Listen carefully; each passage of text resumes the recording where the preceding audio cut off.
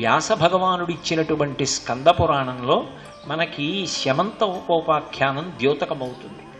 ఒకానొకప్పుడు యదువంశంలో ప్రసేనుడు సత్రాజిత్తు వాళ్ళిద్దరూ తమ్ముడు అన్న. అన్నగారైనటువంటి సత్రాజిత్తుకి సూర్యభగవానుని యందు ఎనలేని భక్తితో పాటుగా మిత్రత్వాన్ని కూడా నిలిపాడు. ఆ కారణం చేత ఒకనాడు సూర్యభగవాను ఆరాధన చేస్తే సూర్యభగవానుడు ప్రత్యక్షమయ్యాడు. అసలే తేజోమూర్తి వెలిగిపోతున్నాడు. ఆయన వెలుగుల్ని మరింత ఉద్దీపనమయ్యేటట్టుగా చేస్తోంది ఆయన మెడలో ఉన్నటువంటి శమంతకమణి. చూసినటువంటి సత్రాజిత్తు సూర్యభగవాను అభ్యర్థించాడు, స్వామి నాకు ఆ శమంతకమణిని కటాక్షించమని. సూర్యభగవానుడు అన్నాడు, శమంతకమణిని నీకు ఇవ్వడానికి నాకు అభ్యంతరం లేదు, కానీ ఈ మణి విషయంలో ఒక పెద్ద విషయాన్ని పాటించవలసి ఉంటుంది. బాహ్యాభ్యంతర శౌచము లేకపోతే ఈ మణి ప్రమాదాన్ని తీసుకొస్తుంది. ఎవరు బయట లోపల కూడా శౌచంతో ఉంటారో అటువంటి వారు దీనిని ధరించి ఉన్నప్పుడు ప్రతిరోజు 8 బారువుల బంగారం ఇది అనుగ్రహిస్తుంది. కాబట్టి నువ్వు భగవద్భక్తితో ఏ విధమైనటువంటి శౌచ ప్రతిబంధకము లేకుండా దీన్ని ధరించి మణి యొక్క అనుగ్రహాన్ని పొందు అని ఆ సత్రాజిత్తు చేతికి శమంతకమణిని ఇచ్చాడు. సత్రాజిత్తు ఆ శమంతకమణిని మెడలో ధరించి ద్వారకానగర వీధులలో నడిచి వస్తున్నాడు. ఆ మణి యొక్క కాంతి చూసినటువంటి పురప్రజలు సూర్యభగవానుడే దిగి నడిచి వస్తున్నాడా అని ఆశ్చర్యపోయి తిన్నగా వెళ్ళి కృష్ణ భగవానుడికి చెప్పారు, సూర్యభగవానుడే దిగి నడిచి వస్తున్నాడని. కృష్ణుడు గమనించాడు, ఆయన పరిపూర్ణావతారం, సర్వజ్ఞుడు, మహానుభావుడు, ఆయనకి తెలియనిది ఉంటుంది. సూర్యానుగ్రహం చేత శమంతకమణిని సంపాదించుకున్నాడు సత్రాజిత్తు అని. కృష్ణ భగవానుడు సత్రాజిత్తుని పిలిపించి కూర్చోబెట్టి ఆ మణిని మహారాజైనటువంటి ఉగ్రసేనుడికి ఇమ్మని అడిగాడు. ఆయన తలుచుకుంటే ఆయన సంపాదించలేడు, ఆ లక్ష్మీపతి. కానీ లోకానికి స్వార్థత్యాగం చేసి 10 మంది కోసం బ్రతకడం నేర్పడం కోసమని సత్రాజిత్తుకి ప్రబోధం చేశాడు.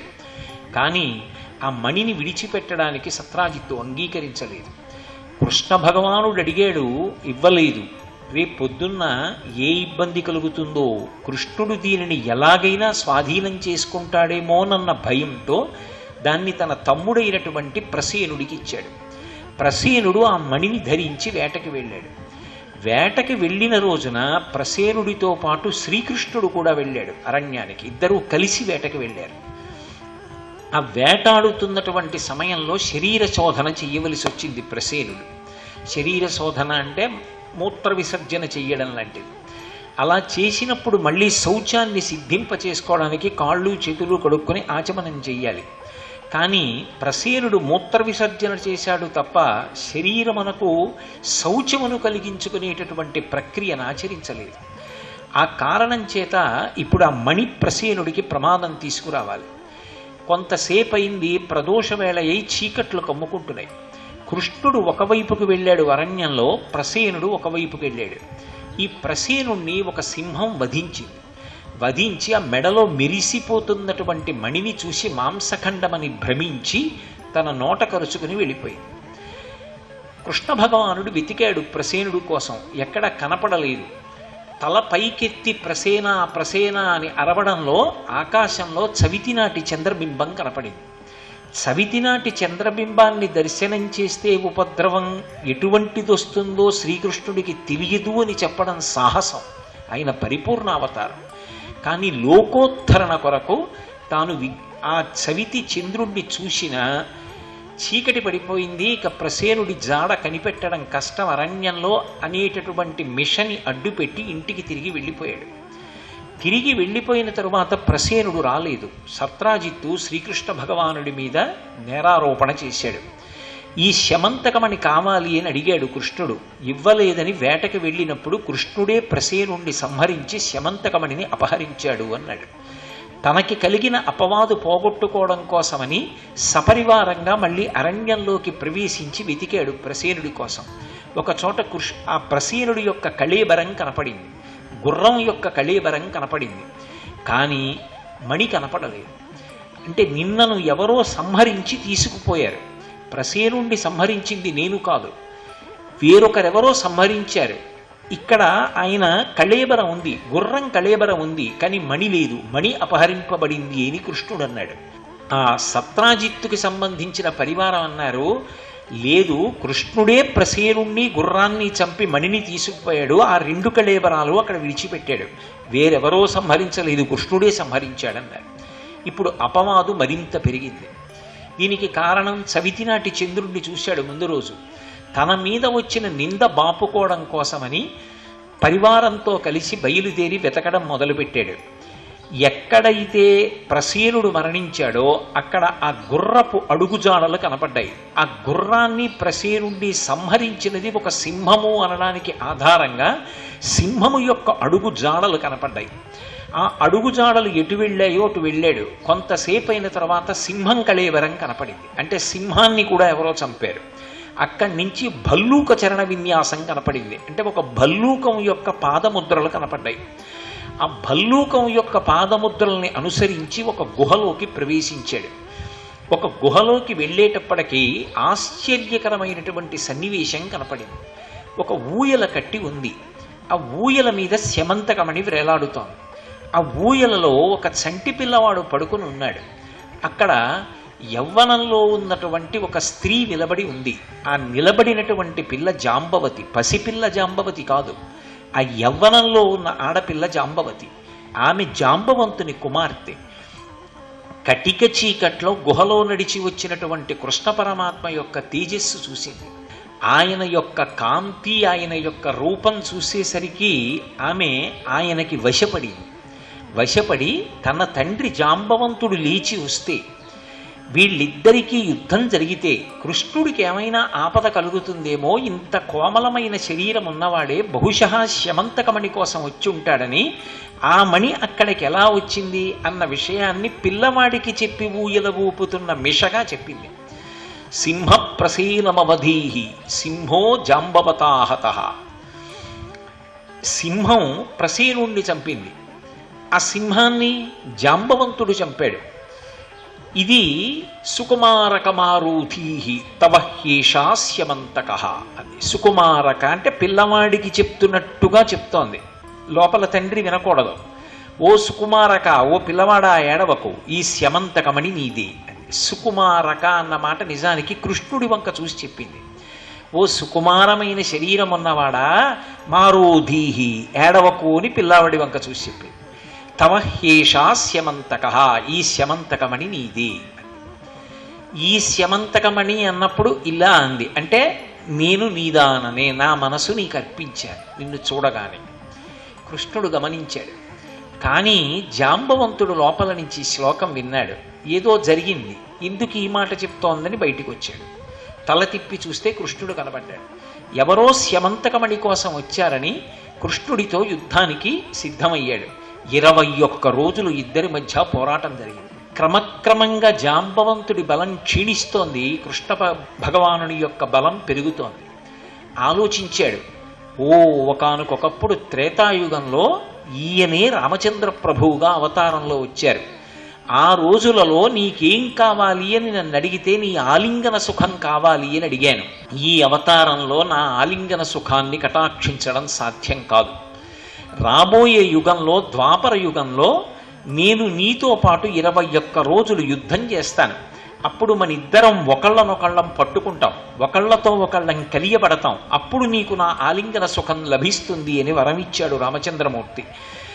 రామాయణం ఉత్తరకాండలో రాముడు అవతార పరిసమాప్తి చేస్తూ నలుగురికి మాత్రం ఆయన చిరంజీవిత్వాన్ని ఇచ్చాడు. అందులో స్వామి హనుమ, విభీషణుడు, జాంబవంతుడు, మైందుడు, వివిధుడు 5గురికి ఇచ్చాడు. 5గురిని చిరంజీవుల్ని చేశాడు. ఆ కారణం చేత జాంబవంతుడు త్రేతాయుగం అయిపోయి ద్వాపరమయుగం వచ్చినా సరే శరీరంతో ఉన్నాడు. ఇప్పుడు ఆ రామచంద్రమూర్తి కృష్ణ భగవానుడిగా వచ్చి జాంబవంతునికి ఇచ్చినటువంటి వరాన్ని పూర్తి చేస్తున్నాడు. ఇది కాలాతీతుడైన పరమాత్మకి తెలుసు, కానీ జాంబవంతుడికి తెలియదు. కొంతసేపు యుద్ధం అయ్యాక 21 రోజుల తర్వాత తెలుసుకున్నాడు, ఈ దివ్యమంగళమూర్తి, నేను ఆరాధించిన రామచంద్రమూర్తి ఇప్పుడు కృష్ణావతారంగా ఉన్నాడని ఆయన పాదముల మీద పడి నమస్కరించి ప్రార్థన చేశాడు. నేనే రాముణ్ణి ఒకప్పుడు నిన్ను అనుగ్రహించడానికి, నీ కోరిక తీర్చడానికి ఇప్పుడు కృష్ణుడిగా వచ్చి అనుగ్రహించాను. ఆ స్యమంతకమణిని తీసుకుంటే తప్ప నా అపవాదు పోదు, నాకు ఆ స్యమంతకమణిని ఇమ్మన్నాడు. ఒక్క స్యమంతకమణినే కాదు, స్యమంతకమణితో పాటు నా దగ్గర ఇంకొక మణి ఉంది, నా కుమార్తె జాంబవతి, ఈమెని కూడా నీకు కన్యాదానం చేస్తున్నానని జాంబవతిని కూడా ఇచ్చాడు. చాలామంది తెలియక ఆ ఊయలలో ఊగుతున్న పసిపిల్ల జాంబవతి అనుకుంటారు. కాదు, అక్కడ ఊయల ఊపుతున్నటువంటి యవ్వనంలో ఉన్న ఆడపిల్ల జాంబవతి. ఆ జాంబవతిని స్యమంతకమణిని తీసుకుని కృష్ణ పరమాత్మ ద్వారకానగరానికి చేరుకుని సత్రాజిత్తుకి తీసుకెళ్లి మణిని ఇచ్చేశారు. ఇచ్చేస్తే సత్రాజిత్తు చాలా సిగ్గుపడ్డాడు. అయ్యో, ఎంత పొరపాటు చేశాను, దేశానికి పనికి రావలసిన వస్తువుని నాదిగా వాడుకునే స్వార్థానికి తెగబడ్డాను. అక్కడితో ఊరుకోక హితోపదేశం చేసినటువంటి కృష్ణ పరమాత్మ మీద నిందారోపణం చేశాను. దీనికి ప్రాయశ్చిత్తం ఒక్కటేని స్యమంతకమణితో పాటు నా దగ్గర ఒక మణి ఉంది, నా కుమార్తె భామ సత్యభామ, ఆమెని కూడా నీకు కన్యాదానం చేస్తున్నానని స్యమంతకమణిని కూడా ఇచ్చాడు. ఇప్పుడు ఒక్క మణి ఇంకొక 2 మణుల్ని తెచ్చింది కృష్ణ పరమాత్మకి, జాంబవతిని సత్యభామని.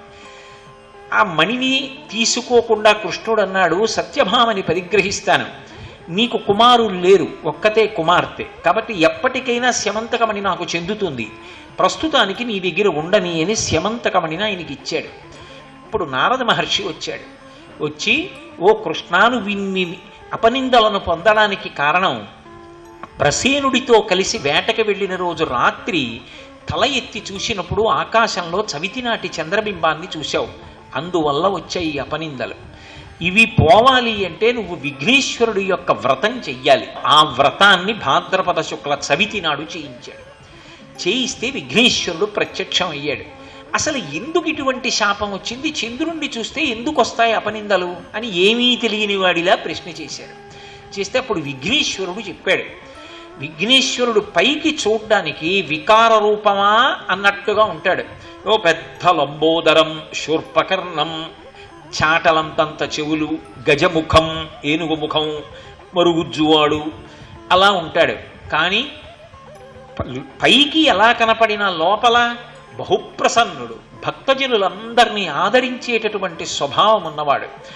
అటువంటి మహానుభావుడైన విఘ్నేశ్వరుడి రూపాన్ని చూసి ఒకనాడు చంద్రుడు పకపక నవ్వాడు. ఆయన చంద్రమండలానికి వెళ్ళారు విఘ్నేశ్వరుడు.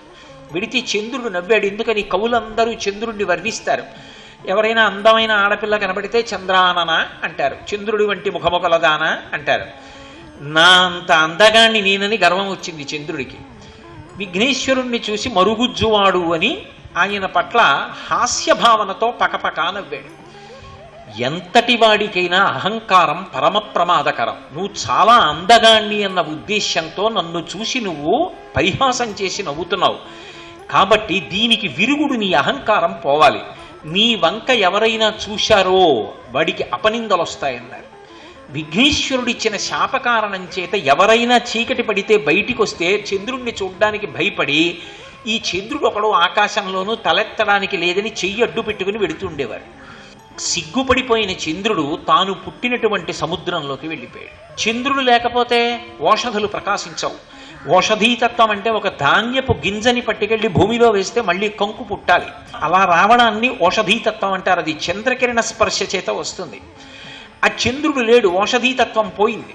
లోకంలో ఆహ్లాదం లేదు చంద్రుడు లేకపోతే, వెన్నెల లేదు. అప్పుడు ఋషులందరూ వెళ్ళి విఘ్నేశ్వరుణ్ణి ప్రార్థించారు, మళ్ళీ చంద్రుడు ఆకాశంలో ప్రకాశించేటట్టు అనుగ్రహించమని. తన తప్పు తాను తెలుసుకుంటే అనుగ్రహిస్తానన్నాడు.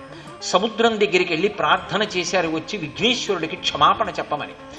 వెంటనే చంద్రుడు సముద్రంలోంచి లేచి వచ్చి విఘ్నేశ్వరుడికి క్షమాపణ చెప్పడానికి నిలబడ్డాడు. విఘ్నేశ్వరుడు ఆనందంతో నృత్యం చేశాడు. అప్పుడు నృత్య గణపతి స్వరూపం వచ్చింది లోకంలో. అప్పుడు చంద్రుడు క్షమాపణ చెప్పాడు, ఇక పైన నిన్ను చూసిన వారికి అపనిందలు కలగవు, కానీ ఏ భాద్రపద శుక్ల చవితి నాడు నేను అవతార స్వీకారం చేశానో, ఏ రోజున నేను చంద్రమండలానికి వచ్చినప్పుడు నువ్వు చూసి నవ్వావో అవి రెండూ ఒకరోజే. కాబట్టి ఆ ఒక్కరోజు మాత్రం నిన్ను చూడకూడదు. నిన్ను చూసిన వాళ్ళకి అపనిందలు కలుగుతాయి. ఆ శాపవాక్కలా ఉండిపోయింది. ఓ కృష్ణ, నీవు భాద్రపద శుక్ల చవితి నాడు చూశావు కృష్ణుణ్ణి ప్రసేనుడితో వేటకెళ్ళి, అందుకొచ్చాయి అపనిందలు. ఇప్పుడు నువ్వు వినాయక వ్రతాన్ని ఆచరించావు, కాబట్టి నీ అపనిందలన్నీ పోతాయి. అన్ని అపనిందలు పోవడానికి వీలైనటువంటి మార్గము ఏర్పడుతుంది అన్నారు.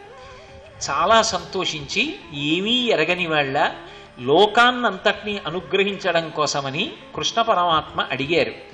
నేనంటే సర్వసమర్థుణ్ణి కనుక ఇన్ని కష్టాలు ఎదుర్కొన్నాను, నాకొచ్చినటువంటి అపనిందల్ని పోగొట్టుకున్నాను. కానీ లోకంలో సామాన్యులైన జనులు ఉంటారు, అపనిందల చేత వాళ్ళు కుంగిపోతారు. ఏ కారణం చేత సవితినాడు చంద్రుణ్ణి చూసినా కూడా అపనింద రాకుండా ఉంటుందో మార్గాన్ని చెప్పు.